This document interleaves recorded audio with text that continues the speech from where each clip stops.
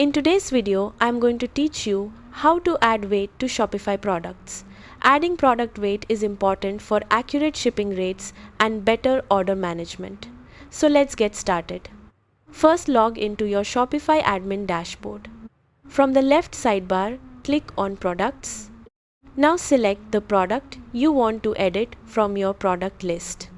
Once the product page opens, scroll down to the shipping section.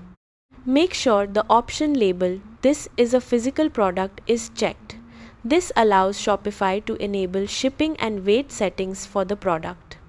Next, find the weight field and enter the correct weight for your product. You can also choose the measurement unit such as pounds, kilograms, ounces, or grams depending on your preference. Double check the information to make sure the weight is accurate for shipping calculations.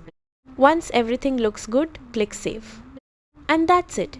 You've successfully added weight to your Shopify product. Thanks for watching and happy selling.